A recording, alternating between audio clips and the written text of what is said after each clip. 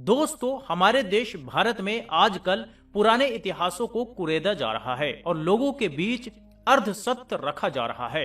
आजकल चर्चा का विषय है औरंगजेब बादशाह, जिनके बारे में आधी अधूरी जानकारी लोगों के बीच परोसी जा रही है। तो आज हम इस वीडियो में औरंगजेब बादशाह से जुड़े तथ्यों पर आधारित इतिहास के बारे में बात करेंगे। तो चलिए शुरू करते हैं। विवादों में तो हर मुल्क के बादशाहों की बादशाहत रही है। मुगल बादशाह औरंगजेब भी उनमें शुमार हैं। आजकल ये कहा जाता है कि इन्होंने अपने राजकाज में शरिया को लागू करने, मंदिरों को तोड़ने, गीत संगीत पर बंदिश से लेकर हिंदुओं पर जजिया कर थोपने जैसी तमाम तोहमतों से औरंगजेब का चरित्र चित्रण होता है। इस बदनामी के बीच उनके हिस्से में दर्ज नेक कामी का चर्चा शायद ही होती है। पहली बात यह समझने की है कि उस समय लोकतंत्र का जमाना नहीं था, तो उस समय के बादशाहों और राजाओं से बिल्कुल भी लोकतंत्र की उम्मीद तो नहीं करनी चाहिए। मध्ययुगीन बादशाहों में औरंगजेब भी एक थे। इसी मध्ययुगीन व्यवस्था को तोड़कर ही आधुनिक युग ने जन्म लिया और लोकतंत्र का परचम लहराया। शाहजहां और मुमताज महल की छठी औलाद अब्दुल मुजफ्फर मुहियुद्दीन मोहम्मद औरंगजेब आलमगीर 3 नवंबर 1618 को पैदा हुए। उन्हें मुगल सल्तनत की प्रजा ने शाही नाम औरंगजेब या आलमगीर दिया, जिसका मतलब विश्व विजेता होता है। उनका शासन 1658 से लेकर उनकी मौत तक होने तक चला, यानी कि बादशाहत की बागडोर थामने से आखिरी सांस तक उसे कोई छू नहीं सका। औरंगजेब के समय दक्षिण में मराठों का जोर बहुत बढ़ गया था। उन्हें दबाने में शाही सेना को सफलता नहीं मिल रही थी। इसीलिए सन 1683 में औरंगजेब ने खुद सेना लेकर दक्षिण गए। वह राजधानी से दूर अंतिम 25 वर्ष इसी अभियान में रहे। उनकी मौत अहमदनगर में 3 मार्च सन 1707 ईस्वी में हो गई। उनकी मौत के बाद ही मुगल सल्तनत के दिन ढलने शुरू हुए और फिर आधुनिक विश्व विजेता ब्रिटिश साम्राज्यवादियों ने सल्तनत काल का अध्याय समाप्त कर दिया। मध्यकालीन भारत में कुछ लोग बादशाहों के बारे में एक बचकानी दलील देते हैं। कहते हैं कि कोई भारतीय नहीं था, जबकि उस समय तक राष्ट्र की अवधारणा ने जन्म भी नहीं लिया था। उस दौर में जिसकी लाठी उसकी भैंस के अंदाज में राजाओं बादशाहों का इलाकों पर कब्जा होता था। कब्जे की जगह ही साम्राज्य थे जो घटते बढ़ते रहते थे। ऐसे में औरंगजेब के हिंदुस्तानी होने पर शक होने का सवाल ही नहीं उठता। हाँ, वह मुगल खानदान में पैदा जरूर हुए, तो उनकी हैसियत भी ऊंची थी, जिसका मेल आम हिंदुस्तानी से हो नहीं सकता। वह गुजरात के दाहोद में पैदा हुए और शाही अंदाज में पले बढ़े। औरंगजेब के बारे में आजकल यह प्रचार किया जा रहा है कि वह हिंदू धर्म के विरोधी थे, लेकिन ये सच नहीं है। तथ्यों पर रोशनी डालें तो दूसरा पहलू भी नजर आता है। औरंगजेब ने अपने कार्यकाल में कितने मंदिर तुड़वाए, इसका कोई भी प्रमाण इतिहास में नहीं मिलता, लेकिन उन्होंने अपने कार्यकाल में कितने मंदिर बनवाए, इसका कई प्रमाण इतिहास के पन्नों में दर्ज है। किंग्स कॉलेज लंदन के इतिहासकार कैथरीन बटलर के अनुसार औरंगजेब ने बहुत सारे मंदिरों का निर्माण करवाया और उसका संरक्षण करवाया। इनमें देश भर में प्रसिद्ध बनारस का जंगमबाड़ी मठ, चित्रकूट का बालाजी मंदिर, इलाहाबाद का सोमेश्वर नाथ महादेव मंदिर और गुवाहाटी का उमानंद मंदिर जाने पहचाने नाम है, जिनको औरंगजेब ने न सिर्फ बनवाया बल्कि संरक्षित भी किया। उनके रख रखाव के लिए सैकड़ों बीघा जमीन और खजाने से धनराशि भी दी। औरंगजेब के प्रशासन में दूसरे मुगल बादशाह से ज्यादा हिंदू नियुक्त थे। इससे पहले किसी भी मुगल बादशाह के शासन में हिंदुओं को प्रशासन संभालने का इतना मौका नहीं मिला। यहाँ तक कि अकबर जैसे सुलेह कुल नीति अपनाने वाले अकबर के राज में भी नहीं।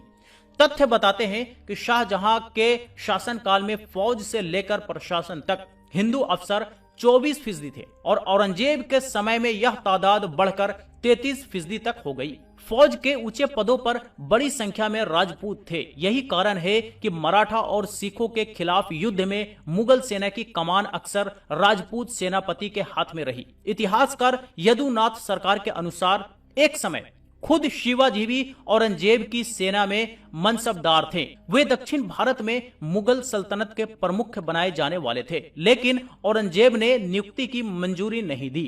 पूरे मुगल काल में ब्रज भाषा और उसके साहित्य को हमेशा संरक्षण मिला और यह परंपरा औरंगजेब ने भी जारी रखी। कोलंबिया यूनिवर्सिटी के इतिहासकार एलिसब बुश के अनुसार औरंगजेब के दरबार में ब्रज को प्रोत्साहन देने वाला माहौल था। बादशाह के बेटे आजम शाह की ब्रज कविता में खासी दिलचस्पी थी। ब्रज साहित्य में महाकवि देव को उसने संरक्षण दिया। इसी भाषा के बड़े कवि वृंद भी औरंगजेब के प्रशासन में रहे। मुगल काल में दरबार की आधिकारिक लेखन भाषा फारसी थी, लेकिन औरंगजेब से पहले ही बादशाह से लेकर दरबारियों तक व्यवहारिक जबान हिंदी उर्दू हो चुकी थी। औरंगजेब ने कुरान की हिदायतों को अपने शासन की बुनियाद बनाया। ऐसा करने से कई कुप्रथाओं और टैक्स से आम लोगों को निजात मिली। अपने शासन काल के 11 वर्ष में अकबर के दौर में जारी शौर्य प्रदर्शन के लिए अपनाया जाने वाला झरोखा दर्शन 12वें वर्ष से अंधविश्वासी तुलादान प्रथा पर प्रतिबंध लगा दिया। उसने शरीयत के खिलाफ वसूले जाने वाले लगभग 80 करों को समाप्त करवा दिया। इन्हीं में आओबाब नाम से जाना जाने वाला रायदारी यानी कि परिवहन कर और पानडारी यानी कि चुंगी भी शामिल थे। अकबर ने जजिया कर को समाप्त कर दिया था, लेकिन औरंगजेब के समय यह दोबारा लागू किया गया। जजिया आम करों से अलग था जो गैर मुस्लिमों को चुकाना पड़ता था। इसके 3 स्तर थे। इसका निर्धारण संबंधित व्यक्ति के आमदनी से होता था। इस कर के कुछ अपवाद भी थे, जैसे कि गरीब, बेरोजगार और शारीरिक रूप से अशक्त लोग इस दायरे में नहीं आते थे। वर्ण व्यवस्था से सबसे ऊपर आने वाले ब्राह्मण और सरकारी अधिकारी भी इससे बाहर थे। मुसलमानों के ऊपर लगने वाला ऐसा ही धार्मिक कर जकात था जो हर अमीर मुसलमान के लिए देना जरूरी था। मुसलमानों पर जुमेरात को कब्रिस्तानों में दिए मोमबत्ती जलाने पर भी बंदिश लगा दी थी। इस बात पर भी गौर किया जाना चाहिए कि उस दौर में मराठों ने दक्षिण के एक बड़े हिस्से में मुगलों को बेदखल कर दिया था। उनकी कर व्यवस्था भी तकरीबन इसी तरह की थी। वे मुसलमानों से जकात वसूलते थे और हिंदू आबादी इस तरह की कर व्यवस्था से बाहर थी। सती होने के कुप्रथा के बारे में कहा जाता है कि उस पर ब्रिटिश शासकों ने प्रतिबंध लगाया। यह सच है। दूसरा सच यह भी है कि औरंगजेब ने 1663 में सती प्रथा पर प्रतिबंध लगाया था। औरंगजेब ने कभी भी अपने निजी इच्छा को सल्तनत की नीति नहीं बनाई। कैथरीन लिखती हैं कि 500 साल से पूरे मुगल काल की तुलना में औरंगजेब के समय फारसी में संगीत पर सबसे ज्यादा टीका लिखी गई। यह बात सही है। अपने जीवन के अंतिम समय में औरंगजेब ज्यादा धार्मिक हो गए थे और उसने गीत संगीत से दूरी बना ली, लेकिन उसने अपने निजी इच्छा को सल्तनत के आधिकारिक नीति नहीं बनाया।